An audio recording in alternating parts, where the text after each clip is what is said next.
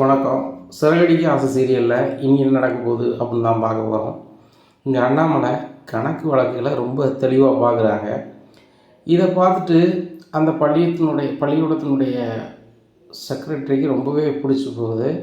ரொம்ப அருமையாக பண்ணுறீங்க, கணக்கு வழக்கெல்லாம் இதுக்கு முன்னாடி ஒரு ஆள் பார்க்க தான் செஞ்சார், அவர் தெளிவாகவே கொடுக்கல, நீங்கள் ரொம்ப தெளிவாக தரீங்க அப்படிங்கிறாங்க. ஐயா, டச்சு விட்டு போச்சு. நான் டிபார்ட்மெண்ட்டில் வேலை பார்க்கும்போது ரயில் இன்ஜின் ஓட்டினேன். அதனால் எனக்கு இந்த கணக்கு வழக்கெல்லாம் கொஞ்சம் டச் விட்டு போச்சு. இல்லைன்னா இன்னும் நல்லா பண்ணியிருப்பேன் அப்படிங்கிறாங்க. இல்லைனாச்சு ரொம்ப கரெக்டாக இருக்குது, நான் அவங்க அக்கௌண்ட்டை பார்த்தேன், எல்லாம் தெளிவாக நீங்கள் வரவு செலவெல்லாம் கரெக்டாக குறிப்பிட்டிருக்கீங்க. வாரத்தில் ஒரு நாள் உங்களுக்கு வேலை, இது சிரமமாக இருக்கா ஐயா அப்படின்னு கேட்குறாங்க. அண்ணாச்சி, இந்த வயசில் எனக்கு வேலை கொடுக்குறதே மிகப்பெரிய விஷயம். பரசு உங்களுக்கு தெரிஞ்சால் அப்படிங்கிறதுனால எனக்கு சீக்கிரம் வேலை கிடச்சிச்சு அப்படிங்கிறாங்க. உடனே அவர் அது மட்டும் இல்லை ஐயா, உங்களுடைய நடைமுறையை சொன்னார், எனக்கு ரொம்ப பிடிச்சிருந்தது, உங்கள் நேர்மையும் எனக்கு பிடிச்சிருந்துச்சு, அதனால தான் நான் வேலைக்கு எடுத்தேன். அதுபோக பணத்தை வரவு செலவு பார்க்குறதுக்கு ஒரு ஆளை கணக்கு பார்க்க வைக்கேன் அப்படின்னு சொன்னால் நம்பிக்கையான ஆட்களை தான் வைக்க முடியும். அதன் அடிப்படையில் தான் பரசுன்னவங்களை நான் வச்சேன். இதுதான் உண்மை நிலை. நீங்கள் ரொம்ப தெளிவாக பண்ணியிருக்கீங்க ஐயா. ஐயா, புதன்கிழமை தான் வாரீங்க. நம்ம ஸ்கூலில் வர வெள்ளிக்கிழமை ஆண்டு விழா நடக்க போகுது. கண்டிப்பாக நீங்கள் வரணும் ஐயா. அன்றைக்கி உங்களால் வர முடியுமா அப்படிங்கிறாங்க. வர முடியுமான்னு நீங்கள் கேட்குறீங்க. கண்டிப்பாக வரணும்னு சொல்லுங்கள், நான் வந்துடுறேன். நான் உங்கள்கிட்ட வேலை பார்க்கக்கூடிய ஒரு பணியாளர், நீங்கள் கூப்பிட்டா நான் வரணும் அப்படிங்கிறாங்க. ஐயா, அந்த அர்த்தத்தில் நான் வரவே சொல்லலை. ஆனால் அந்த பள்ளிக்கூடத்தினுடைய செயலாளர், என்னை விட வயசுக்கு மூத்தாள் நீங்கள்.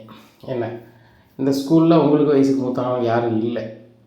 உங்கள் கையால் மாணவர்களுக்கு அவங்க போட்டியில் ஜெயித்த மெடலையும் அவங்க ரேங்க் கார்டையும் அவங்க பெற்றோர் முன்னாடி நீங்கள் கொடுக்கறதுக்கு வைக்கணும்னு நான் நினைக்கிறேன் ஐயா அப்படிங்கிறாங்க. ஐயா, இதெல்லாம் மிகப்பெரிய கொடுப்பணும். கல்வியை சொல்லித்தரவங்க பெரிய ஆசிரியர், அப்பா அம்மாவுக்கு அடுத்தாப்புல அவங்க தான், அதில் மாற்றிக்கிறது இல்லை. இப்படி இருக்கும்போது அந்த இடத்துல எனக்கு ஒரு வாய்ப்பு கிடைக்கும் போது நான் விட்டு கொடுப்பேன் ஐயா, கண்டிப்பாக வந்துடுவேன். ஆனால் விருது கொடுக்குற அளவுக்கு நான் பெரிய ஆள் இல்லையா, நீங்கள் என்னோட பெரிய பதவியில் இருக்கீங்க, நீங்கள் தான் அந்த செக்ரட்டரி, நீங்களே பண்ணலாமே அப்படிங்கிறாங்க. இல்லை, கரஸ்பாண்டன்ட் சொல்லிட்டாங்க, நீங்கள் தான் என்ன செய்யணும், இதை நீங்கள் நடத்தணும், வைக்கணும்னு சொல்லிட்டு சொல்கிறாங்க. உடனே சரிங்கய்யா, கண்டிப்பாக பண்ணிடலாம் அப்படின்ட்டு சொல்லிட்டு கிளம்பி போகிறாங்க. இங்கே ரோகிணி பயங்கரமாக பிளான் பண்ணி வச்சுருக்குறாங்க. விஜயாவுக்கு பிடிச்ச மாதிரி இதெல்லாம் வாங்கி வச்சுருவோம் அப்படின்னு சொல்லி விஜயாவுக்கு பிடிச்ச மாதிரி சேலை, அப்புறம் செருப்பு, விஜயாவுக்கு பிடிச்ச கேர் பண்ணது என்னென்னமோ அவங்களுக்கு பிடிச்ச சீப்பு, அந்த மாதிரி எல்லாமே வாங்கி வந்து கொடுக்குறாங்க. அவங்களுக்கு மரக்கட்டையால் வலிக்கக்கூடிய சீப் ரொம்ப பிடிக்கும், அதெல்லாம் வாங்கி வச்சுருக்குறாங்க. இதெல்லாம் அண்ணாமலை வர்றதுக்கு முன்னாடி கொண்டு கொடுக்குறாங்க. கொடுத்துன்னு, என்னம்மா எனக்கு பிடிச்சதாமே எல்லாமே பிடிச்சது மாதிரி வாங்கிட்டு வந்திருக்கேன் அப்படிங்கிற. ஆமாம் ஆண்டி, வயசாக உங்களை நல்லா வச்சு நான் பார்த்துக்கணும்ல அப்படிங்கிறாங்க. என்னம்மா எனக்கு அவ்வளோ வயசாகிடுச்சு அப்படிங்கிறாங்க. இல்லை ஆண்டி, அங்கிளுக்கும் இது வாங்கினேன், நீங்கள் மரக்கட்டை சீப்பில் வலிக்கிற மாதிரி அங்கிள் வலிக்கிறது, அப்புறம் அவங்க கால் வலிக்குன்னு சொல்லுவாங்கள்ல, இந்த மாதிரி செருப்பு போட்டால் கால் வலிக்காது, அதுக்கப்புறம் உங்களுக்கு படுத்துட்டு எந்திக்கிறதுக்கு ரொம்ப கஷ்டமாக இருக்குதுன்னு சொல்கிறாங்களே, இந்த எலாஸ்டிக் ரப்பரை முட்டில் போட்டால் எந்திக்கிறதுக்கு ஈஸியாக இருக்கும். அதுபோக இப்போ குளிர்காலம் ஆயிடுச்சு, அங்கிளுக்காக நான் கம்பளி போர்வை உங்களுக்கு ஒன்று வாங்கியிருக்கேன், அங்கிளுக்கு ஒன்று வாங்கியிருக்கேன் அப்படிங்கிறாங்க. என் மேலேயும் என் வீட்டுக்காரர் மேலேயும் எவ்வளோ பாசம் வச்சுருக்கம்மா, இந்த வீட்டு மூத்த மருமகனா நீ தான் மூத்த மருமகன், ஒன்றை மாதிரி இந்த வீட்டில் யாரும் பொறுப்பாக இருக்க போகிறதில்ல அப்படின்னு சொல்லிகிட்டு இருக்கும்போது சுருதி வீட்டுக்குள்ளே வராங்க. இவங்க சுருதி வரதை பார்த்துட்டு விஜயா அடக்கி வாசிக்காங்க. அங்கே மீனாவுக்கு கேட்டால் கேட்கட்டும் அப்படின்னு சொல்லி நினச்சி தான் கத்தி பேசுகிறாங்க. இங்கே மீனா சமையல் வேலையெல்லாம் முடித்து வச்சுட்டு டைனிங் டேபிளில் எடுத்து வைக்கிறாங்க. அப்போ அண்ணாமலை கரெக்டாக வராங்க. வீட்டில் எல்லாருமே வந்துடுறாங்க. அப்பா, வேலை விடிவாக இருக்குது, உனக்கு பிடிக்கலன்னா நின்றுப்பா அப்படிங்கிறாங்க. பிடிக்கலன்னு நிற்கணுமா, ரொம்ப ஆத்ம திருப்தியாக இருக்குது, ஒரு ஆசிரியராக இருக்கிறது மிகப்பெரிய ஒரு வரம்பாங்க. ஆசிரியராக தான் ஆக முடியல, ஆசிரியரோட பக்கத்தில் இருக்கிறேன், அதுபோக சின்ன மலையில செல்வங்களை பார்க்குறது ரொம்ப சந்தோஷமாக இருக்குடா, ரொம்ப இன்பமாக இருக்குது, அது ஒரு வகை இன்பமாக இருக்குது.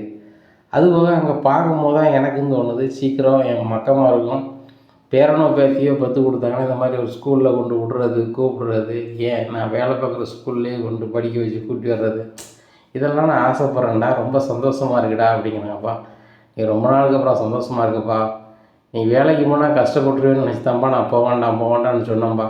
ஆனால் நீ இவ்வளோ சந்தோஷமாக இருக்கன்னா கண்டிப்பாக நீ போப்பா அப்படிங்கிறாங்க. ஆமாடா, வாரத்தில் ஒரு நாள் கூப்பிடுதாங்களேன்னு கஷ்டமாக இருக்குது, 5 நாள் 6 நாள் கூப்பிட்டாலும் என் பாட்டில் போயிடுவேன்டா, அவ்வளோ சந்தோஷமாக இருக்குது. எல்லோரும் ரொம்ப மனநிறைவாக பேசுகிறாங்க. இவ்வளோ ஏன் பள்ளிக்கூடத்தில் செக்ரட்டரியாக இருக்கட்டும், கரஸ்பாண்டாக அவர் தாளாளராக இருக்கட்டும், யாராக இருக்கட்டும், ரொம்ப அன்பாக பேசுகிறாங்க. செக்ரட்டரிக்கு என்ன நல்லா பிடிச்சிருக்கு, தாளாளருக்கும் பிடிச்சிருக்கு. ஆண்டு விழாவுக்கு என்னையே வந்து வர சொல்கிறாங்க. அந்தளவுக்கு அவங்க ரொம்ப பாசமாக இருக்காங்க, வைக்காங்க அப்படிங்கிறாங்க.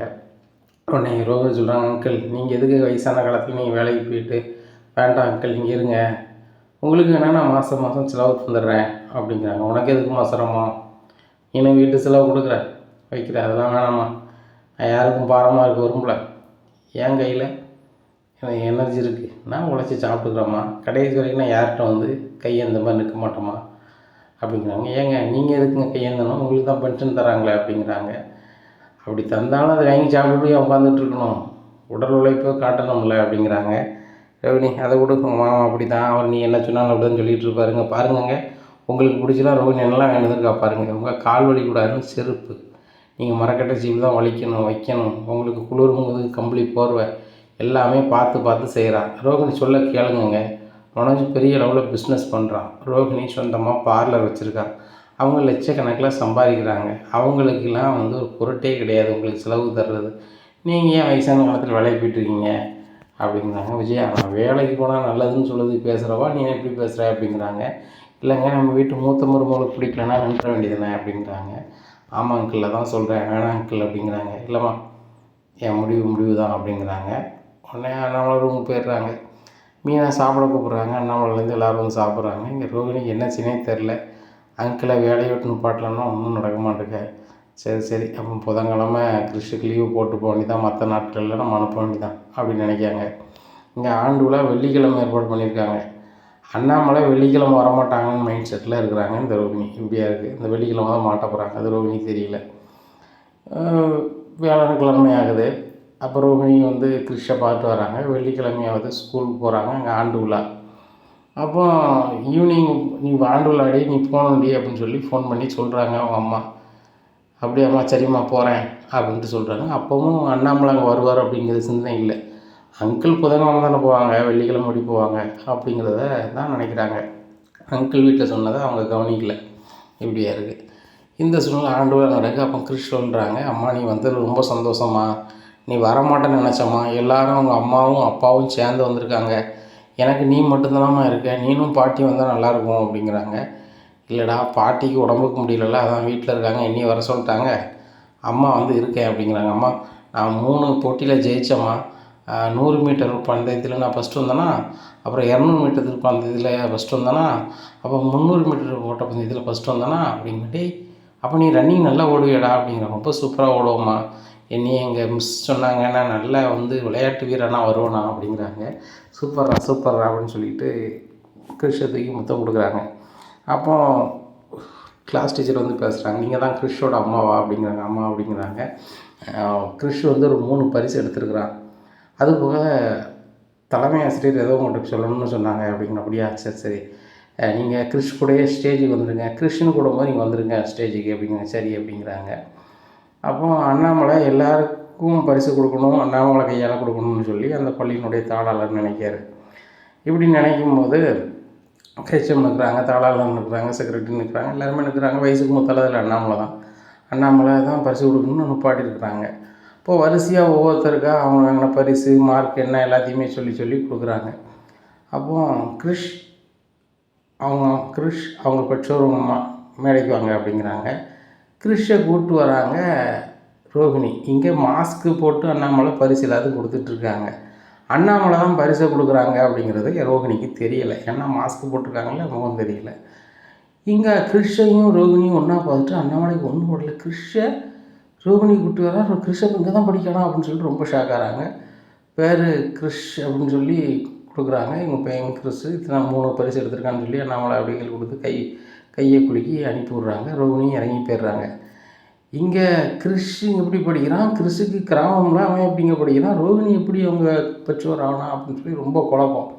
அண்ணாமலை பரிசெல்லாம் கொடுத்துட்டு கீழே இறங்கி வராங்க. அங்கே கிறிஷை மொத்தம் கொடுத்துக்கிட்டு இருக்காங்க. இனிமேல் நான் வந்து அம்மாவே உன்னைய நான் வந்து மற்ற நாட்களில் வந்து இங்கே ஸ்கூலில் விட வந்துடுவேன். நீ புதன்கிழமை வந்து அம்மா வந்து லீவ் போட வைக்க தப்பாக நினச்சிக்காத, கிறிஷ் புரிஞ்சுக்கடா, அம்மாவுக்கு நிலமை அப்படி இருக்குது அப்படி இப்படின்ட்டு இருக்காங்க. அப்போ கிளாஸ் மிஸ் வந்து நேராக ரோகிணிகிட்ட சொல்கிறாங்க, மேடம் நீங்கள் தானே கிறிஷோட அம்மாவா அப்படிங்கிற, அம்மா தானே அப்படிங்கிற, ஆமாம் சொன்னோம்ல மேடம் நான் தான் அவங்க அம்மா சொல்லுங்கள் அப்படிங்கிறாங்க. இல்லை மேடம் புதன்கிழமை எதுக்கு நீங்கள் உங்கள் பையனை வரக்கூடாதுன்னு சொல்லியிருக்கீங்க அப்படிங்கிறாங்க. இல்லை எங்கள் குல வழக்கப்படி நாங்கள் புதன்கிழமை ஒரு இடத்துக்கு போக மாட்டோம், வீட்டில் தான் இருப்போம் அப்படிங்கிறாங்க. இதை கேட்டால் நம்மள புதன்கிழமை மட்டும் நம்ம வேலைக்கு வரோம், புதன்கிழமை மட்டும்தான் வரக்கூடாதுன்னு இந்த பொண்ணு சொல்லுது. அப்போ கிறிஷுக்கும் இந்த பொண்ணுக்கும் என்ன சம்மந்தம் ஒன்றும் தெரியலையே அப்படின்னு சொல்லிட்டு நேராக ஆஃபீஸுக்கு போகிறாங்க.